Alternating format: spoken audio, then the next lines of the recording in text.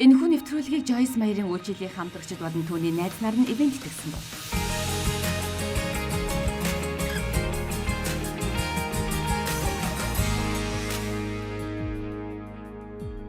Юуны өмнө би та нарыг 2 дугаар Петр 1-ийн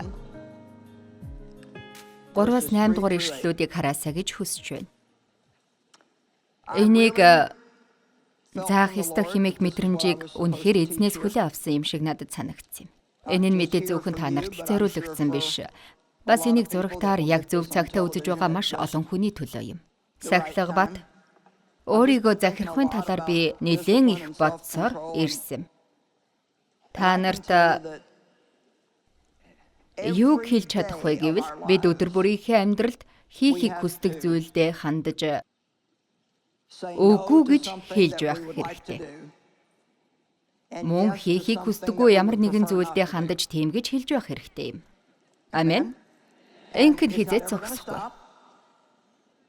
Бидний амьдралын үлдсэн бүхэл хугацаанд үргэлжлэх болно. Гэхдээ сахилга бат өөрийгөө захирах байна Бурхны бидэнд өгсөн жинхэнэ сайн найзууд үлээ. Өөрийгөө захирах гэдэг нь сүнсний үр жимс юм. Энэ нь сүнсний үр жимснүүдийн жагсаалтын хамгийн сүүлд нь байдаг. Жагсаалт нь хайр, баяр баясгалан, амар тайван, төвчээр, сайхан сэтгэл гэх мэтчлэн яваад өөрийгөө захирахуугаар төгсдөг. Миний бодлоор тэр нь үнэхээр сонирхол татдаг. Би тэднийг сүнсний үр жимсний номын хавц гэж нэрлэдэг. Сүнсний бүхэл үр жимс нь хайр улмаас гарч ирж өөрийгөө захирахуу дотор атгагдаж байдаг. Өөрийгөө захирахуу байдаггүй бол та дүлгүүн зантай даруй ээж чадахгүй. Би зүгээр л ингэж сураагүй, чаддаггүй. Зөвхөн энэ зүйл дээр би өөрийгөө хийн чаддаггүй хэмээн хүмүүсийг хэлж байхыг би байнга сонсдог. Таач сонсож байсан гэдэгт би хэрэгэлцэхгүй байна. Магадгүй таач гэсэндээ тэгэж ярьдаг байх л та. Энэ бол үнэндээ 100% зөв биш юм. Та ингэж ярьдгаа болох хэрэгтэй. Бүх зүйлийг надаар 3 удаа дахиулж битгий хэлүүлээрэй. Гэхдээ би тэгж сураагүй гэж та хэлдэг. Танд юу байдаг талаар Бурхны хэлснийг та тунхаглаж эхэл. Энэ нь бодол санаагаа шинжлэх болон танд байдаг гэж Бурхны хэлсэн зүйл та чин сэтгэлээсээ итгэж эхлэхээс бүр өмнө танд туслах болно. Та энд бүрээ итгэх тэр мөчөд диавол таны замаас холдох болно. Учир нь танаас үр жимснүүд ургаж эхлэх болно. Амен. Тиймээс та би сахилга батыг эрхэмлдэг. Надад өөрийгөө захирах уу би? Мөн Бурхны надаар хийлгэхийг хүсэж байгаа зүйлийг би хийдэг. Хэрвээ тэр ямар нэгэн зүйлийг битгий хий гэж надад хэлвэл би тэрнийг хийхгүй гэж хэлэх хэрэгтэй. Амен. Итгэгч байна гэдэг нь сул дорой, доожоогүй, залхуу хүмүүс байна гэсэн үг бол биш юм. Тийм ээ. Бид бүхнийг Бурхнаас хүлээн авдаг. Бид дахин төрөх үедээ магадгүй та тэгж хэлэх байх. Бид гарааны ачааллыг хүлээн авдаг. Бурхан бол ариун бөгөөд альва нэг ариун бус газарт тэр оршдоггүй юм. Түүний ивэл нь бидний сүнсэнд гайхамшигтай ажлыг хийдэг. Тэгснээр тэр ирж тэнд оршин сууж биднийг цэвэршүүлж биднийг өөрчилдөг юм. Тэр бидний дотор оршин сууж бидэнд өөрийнхөө мөн чанарыг өгч биднийг шинэ бүтээл болгодог. Ариун сүнсний үр жимс бидний дотор байдаг. Гэхдээ энэ бүхэн нь үр мэдэрдэг. Библийн 1-р Иохан номонд өгүүлсэн зүйлд би дуртай. 3 дугаар бүлэгт гардаг гэж би бодож байна. Тэрээр түүний дотор байгч хэн ч нүгэл үлддэггүй гэсэн байдаг. Тухайн хүн хизээж ямар ч буруу юм хийхгүй гэж хэлж байгаа юм биш ээ. Харин тэр зориудаар нүгэл үлдэхгүй. Учир нь Христ түүний дотор оршин байдгиймаа гэж хэлж байгаа юм. Дэлгэрэнгүй Библиэд Бурхны тэнгэрлэг ир бэлгээс нь түүний дотор байдгаа гэсэн байдаг. Тэгэхээр би энд маш их дуртай. Христийг үргэж нэрлсэн байдаг. Тэрхүү үсгийг томор бичдэг. Тэр нь бидний дотор оршдог. Тэр бидний дотор үр мэд суулгагдсан ба өрнүүдийг усалж, шарилчнуудыг тэдгээрээс холдуулахын тулд та байнга зулгаах ёстой бөгөөд тэдэнд заавал нарны гэрэл хэрэгтэй гэдгийг бид мэддэг. Түүний үгийг урсах гол хэмээн тодтогдог. Тиймээс бид үгийг улам илүү судлах тусмаа түүнд улам илүү итгэж, тэдгээрүүр улам илүү ургаж, хүмүүс өөрсдийн нүдэрээ харж чадах зүйл болж хувирдаг. Бурхан надтай анх ажиллаж эхлэх үед Библийн дагуу бол миний дотор хайр байх ёстой гэх боловч би тэрнийг өөрөөсөө олж харж чаддаггүй байж билээ. Би хүмүүсийг хайрлахыг хүсдэг ч бусдыг хайрлах чаддаггүй байсан. Би тийм сайн хүнч байгаагүй юм л да. Миний сэтгэл шархалсан бөгөөд би итгэж амжаагүй байсан юм. Тиймээс би зөвхөн өөрөө өөртөө л санаа тавьдаг. Дахин хизээч шархалахгүй тулд их л хичээдэг байв. Би зүгээр л тийм ч сайн хүн биш байв. Бурхан надад маш их зүйлийг заах хэрэгтэй байсан ба би үгийг илүү судлах тусмаа улам сайн суралцсан юм. Би суралцах тусмаа улам илүү өөрчлөгдсөн юм. Би илүү их өөрчлөгдөх тусмаа зан авир маань ч өөрчлөгдсөн. Бурхан бидэнтэй дотроос маань гадагшлах байдлаар ажилладаг. Агуу амьдралаар амьдрахад хэрэг болох бүхий л зүйлийг тэр бидний дотор суулгадаг. Харин одоо би дараах ишлэлүүд дээр та нарыг анхаарлаа хандуулаасаа гэж хүсэж байна. 2 дугаар Петр 1-ийн 3 дугаар ишлэл. Бурханы хүч нь бидэнд бүхнийг сойрхсон. Бүхнийг гэж хэлээрэй. Алдар ба давуу чанараараа биднийг дуудсан. Түүний жинхэнэ мэдлэгээр дамжин Бурханы хүч нь бидэнд ам болоод итгэл сүсэгт хамаатай бүхнийг сойрхсон. Би яг энд төр зогсоод энэ талаар бүхэл оройжонгоо номлож чадна. Бид бусдад сайхан хандаж, өөрсдөө зөвхт амьдралаар амьдарч, сайн зан чанараар дамжуулж, давуу эрхтэй хүмүүс байхаар дуудагдсан билээ. Салан задгаа, залхуу, сахилга батгүй биш, харин давуу чанартай байх ёстой билээ. Бид алдрын төлөө дуудагдсан гэж хэлсэн. Бид энэхүү үгийг маш олон өөр үгээр орлуулж, тэдгээр нь юу гэсэн утгатайг нь ч мэддэггүй. Алдар гэдэг үг нь бидний Бурханы бүхэл давуу чанарууд нь биелэлээ олох байдлыг хэлдэг юм. Бурхан бидний амьдралд болон бурханлаг байдалд маань хамаатай эдгээр бүх зүйлийг бидэнд түүний мэдлэгээр дамжуулан бэлэг болгох өгсөн. Танд юу байдгийг, эсвэл та өөртөө юу байдгийг ч ухаараагүй. Хэн биднийг өөрийн алдар, давуу чанараараа дуудсан талаараа мэдэх хэрэгтэй. Давуу чанартай хүн нь үргэлж илүү алхмыг алхадаг. Тэд чаддаг зүйлээ хийсэн дүүрээс гэж хийдэггүй. Харин тэд хамгийн дээд зэргээр хийдэг. Давуу чанартай хүн хэлсэн үгэндээ байн хүрч, хийн гэсэн зүйлээ заавал хийдэг. Яг энд төр зогсоод бидний амьдарч байгаа өнөөгийн нийгэм нь давуу чанаргүй бөгөөд цаг өнгөрөх тусам улам бүрд орцсоор байна. Христийг төлөөлдөг бид та итгэгч бөгөөд Христийг төлөөлдөг юм бол таа ч гэсэн энд хамаарагдана. Бид гэрлээ асааж улам тод гэрэлтүүлж дахин давуу чанараа харуулan амьдарч эхлэх хэрэгтэй. Яагаад вэ гэвэл тэр байдлыг маань энэ дэлхий харах хэрэгтэй байдаг. Бидний Бурхан бол давуу чанартай Бурхан юм. Тэр биднийг давуу чанартай байлгахын төлөө дуудсан.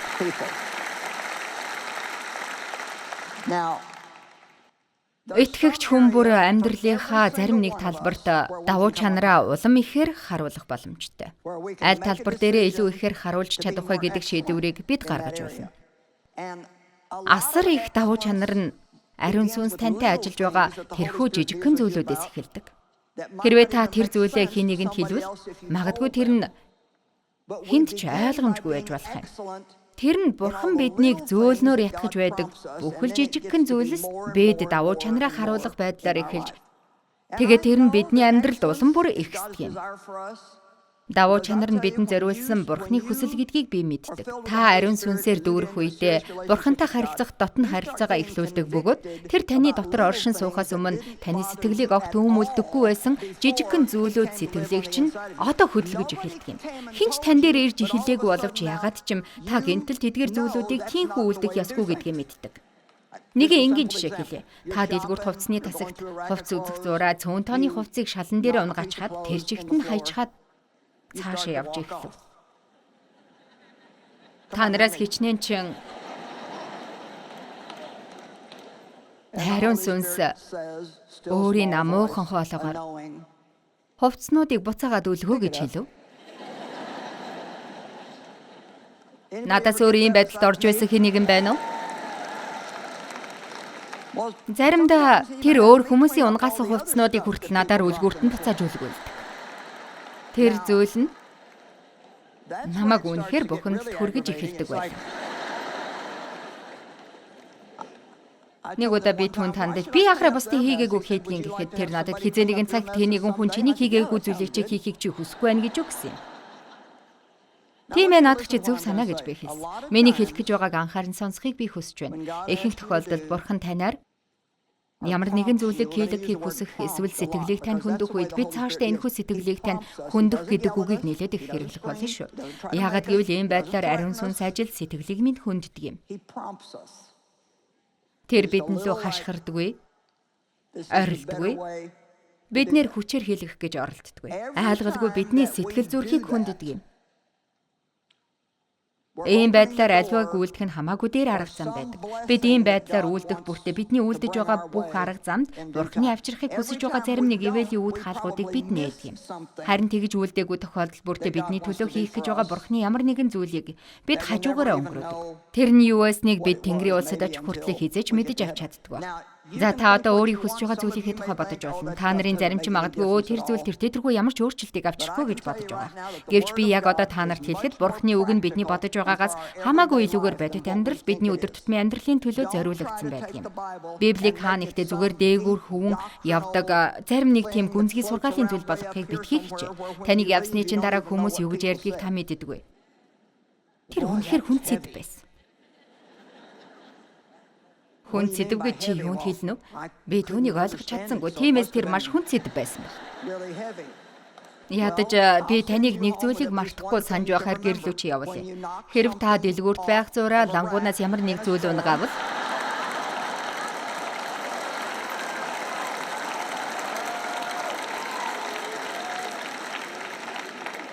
унагсан зүйлээ аваад байсан байранд нь буцааж тавиарай. Амен. Тэр бол зөвхөн нэг л жишээ. Жижигхэн зүйлүүдээс л таны давуу чанар ч харагдах болно гэдэг тал дээр та нараас хичнээн чин зөвшөөрөх болов. За одоо миний хэлхийг сонсоорой. Ялангуяа таныг хинч хараагүй ах үед яг л тэнд зан чанар чи шалгагддаг юм. Энэ та бүтэн санд итгэж найз нарынхаа өмнө хэрхэн үлдэж байгаагаас ч хамаардаггүй юм.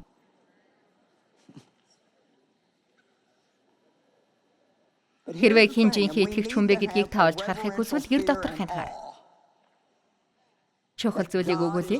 Бурхан биднийг цаг үргэлж харж байдаг гэсэн хүндэтгсэн эмээхүү бидэнд байх хэрэгтэй. Энэ нь Бурхан биднийг зовоох байх гэсэн айдсын талаар өгүүлээгүй. Бурхан бидэнд хайртай. Тэр үнэхээр биднийг зовоохын төлөө байдгүй. Гэхдээ хэрвээ бид үнэхээр түүнд таалагдж амьдрахыг хүсдэг бол таалагдахгүй байхыг гэсэн багахан хэмжээний хүндэтгэлийн эмээхүү байх хэрэгтэй. Тиймээс хэрвээ тэр надаар ямар нэгэн зүйлийг хийлгэхээр сэтгэлийн минь хүндвэл зөвхөн хүмүүс таалагдахын тулд зөвийг битгий үлд, харин Бурхан таалагдахын тулд үйлд гэж Библиэд хэлсэн байдаг. Миний инээдийг хүргэдэг зүйл бол бид үнэхээр гайхалтай ажилчидтай. Би тэдний хэн нэгийг доош нь оруулах гэсэн юм биш шүү. Гэвч үргэлж надад сонин санагддаг зүйл нь хэрэг би хэвтэс дундуур алхах 6 4 5 хүмүүс нэгэн ширээг тойрон бөөгнөрч өөр хоорондоо ярилцаж байж байгаад намайг харангуутаа тэд тал тийшээ харах нь намайг үргэлж алмаар болдог юм. Тэд бол сайн ажилчид гэж би хэлсэн. Тэд өөр хоорондоо баг зэргийн ярилцах цаг гаргахыг би эсэргүүцдэг. Хэрвээ та зүгээр л суунгаа интернетээр тоглож, хувийнхаа зүйлийг хийж, харин босс ч хажуугаар чи явангууд та хийж байгаагаа зогсоодог бол өөр хэрэг шүү. Тэр тэргүй Бурхан таныг харж байгаа. Би энэ тал дээр үнэхээр нухацтай байдаг. Энэ бол зөвхөн та цөөхөн хэдэн уулзалтанд ирж, цөөн тооны итгэгч номнуудыг цуглуулж машиныхаа ар тал дээр итгэлийн талаарх ямар нэгэн алдыг наах явдал төдийхөн биш үлээ. Энэ бол Бурханаас өөр хинч таныг хараагүй байх үе та хэрхэн амьдрдаг вэ гэдэг асуудал юм.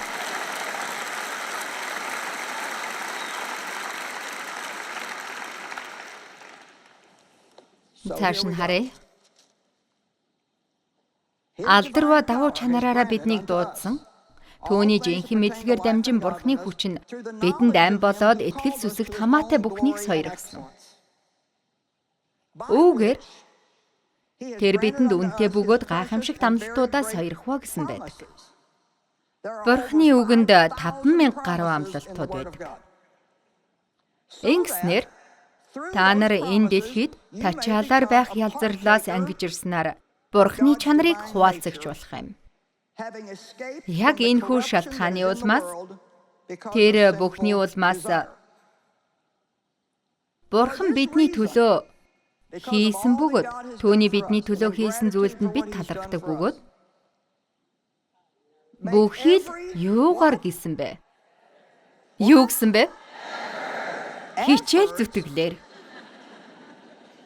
Хин хичээл зүтгэл гаргахыг хүсдэг вэ? Би залбирсан. Тэр зүйлийг миний төлөө хийж өгөөч гэж би Бурханаас гуйсан.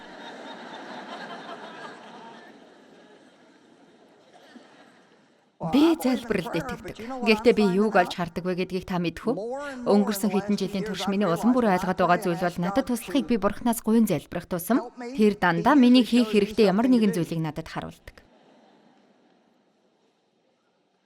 Цаг үргэлж биш л дээ. Зарим үед би юу ч хийж чаддаггүй. Гэвч заримдаа Бурхан минь би маш их ядарч байна. Надад туслаач. Би цаг үргэлж ядраад байх юм. Бурхан минь намайг эдгээгээч гэх маягтай байв. Оройхоо орондоо ороод унтаж амаа. Та нар итгэнүү байна уу хамаагүй бидний зарим нэг хэцүү асуудлуудын хариулт нь маш энгийн зүйл байдаг. Амен. Бурхан минь би үнэхээр ядарч байна. Миний бие нэг л биш байна. Миний биеийн юу нь болохгүй байгааг би мэдэхгүй байна. Өд дундын үед миний найр хүрээд унтчихад байна. Өдөр бүр 1 фунт сахар битгээд. За тийм бол би өөр зүйл рүү оръё. Яг энэхүү шалтгааны улмаас та нар бүхий л хичээл зүтгэлээр итгэл дээрээ сайн чанар гэдэг нь итгэгч зан чанар юм. Энэ нь итгэгч зан чанарын хөгжил дэвшлиг хэлдэг юм. Итгэл дээрээ сайн чанар дээрээ мэдлэгийг, мэдлэг дээрээ өөрийгөө захирах үед, өөрийгөө захирахуу дээрээ төвчээрийг. Төвчээр гэдэг нь тухайн зүйлдээ тууштай хандахыг хэлдэг. Хэдийгээр аливаа зүйл чинь бэрхшээлтэй байгаа хэдий ч та түүнээсээ тавилгүйгээр зуураад байхыг, тухайн зүйлийнхээ хариуг автлаа тэсэн төвчих явдал юм. Өөрийгөө захирахуугаар та тийхүү тесч чадахгүй. Сэтгэлийнхээ хөөрлөөр амьдрдаг хин нэгэн хүн аливаа зүйлс хэцүү болоод ирэх үед бууж өгдөг. Төвчээр дээрээ итгэлэг, итгэл дээрээ ах дүүсэг инэрлэг. Эцэст нь та хайрыг хамтдаг. Бидэнд зориулсан Бурханы зорилго бол хайрын дунд алхах явдал юм. Тэр нь үгийн хамгийн гол зорилго бөгөөд Бурхан биднийг ямар ч болцолгүйгээр хайрладаг шиг тэр хайраар нь бусдыг хэрхэн хайрлаж сурахад суралцах байлаа. Хайр бол хичээл зүтгэл байдаг. Тэр нь танаас заавал ямар нэгэн зүйлийг шаарддаг. Хайрлахад амархан хүмүүсийг хайрлах нь асуудалгүй байдаг шүү дээ. Харин хайрлахад төвхт амар бус хүмүүсийг хайрлах нь Бурханы биднээс хүсэж байгаа зүйл юм. Тийм хүмүүсийг хайрлах нь хэцүү. Учир нь тэд хайрлуулж үзээгүй. Тэдний сэтгэл шархалж гэмтсэн болохоор л Бурханы хайрыг олж харах хэрэгтэй байдаг юм шүү дээ. Хин нэгэ итгэгч хүн тэдэнд энийг харуулхаас нааш тэд энийг олж харж чадахгүй.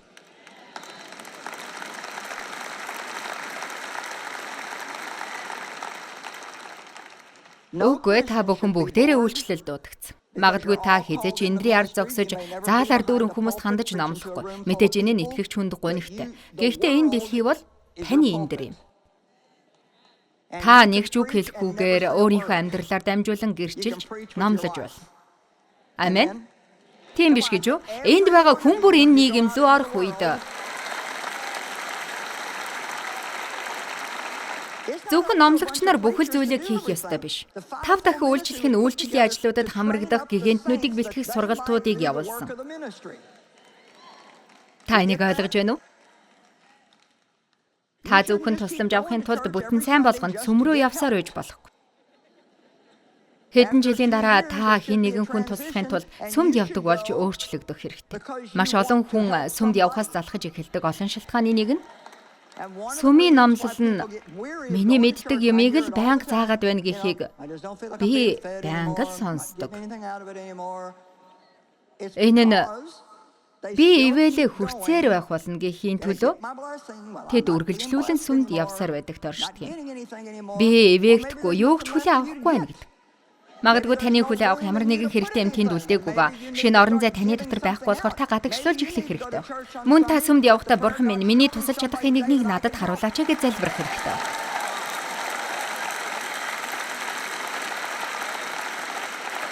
Тав тухтай байдаг өөрийн найзуудтайгаа хамт зүгээр л суудгаа болж ганцаардаж байгаа. Хэн нэгнийг таньдгүй хэн нэгнийг олж дараагийн удаа түүний машины хажууд машина тавиар.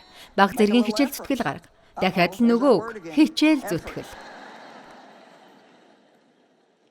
Сургаалт үгс 16-гийн 32-т. Уурлагта удаан хүн хатан зоригтноос ч дээр.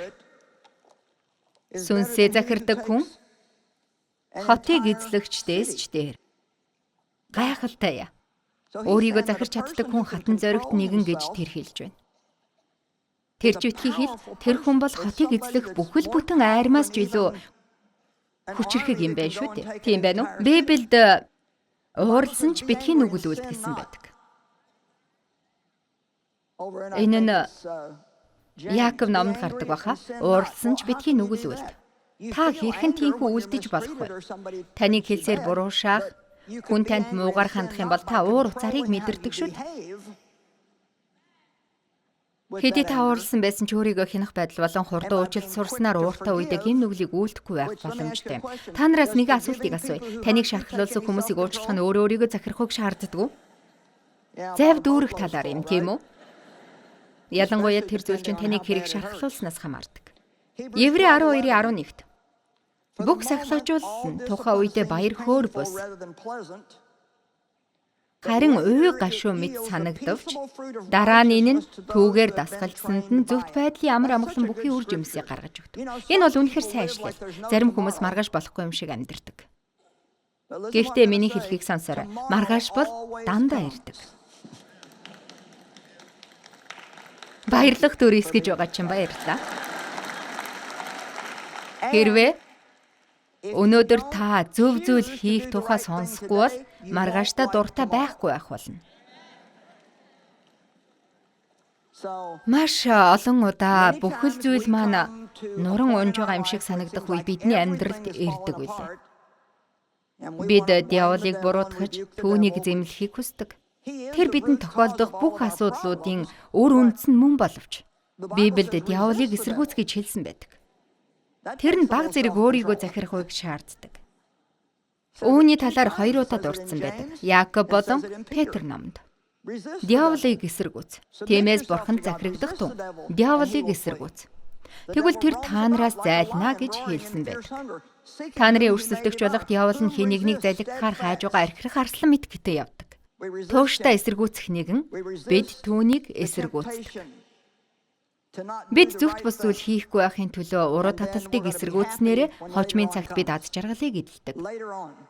Ирээдүйнхээ төлөө хөрөнгө оруулдаг хүмүүст би дуртай. Ирээдүйнхээ төлөө хөрөнгө оруул. Амен.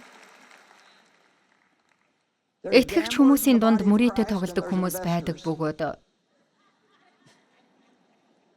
тэд бол хөрөнгө оруулагч тийм.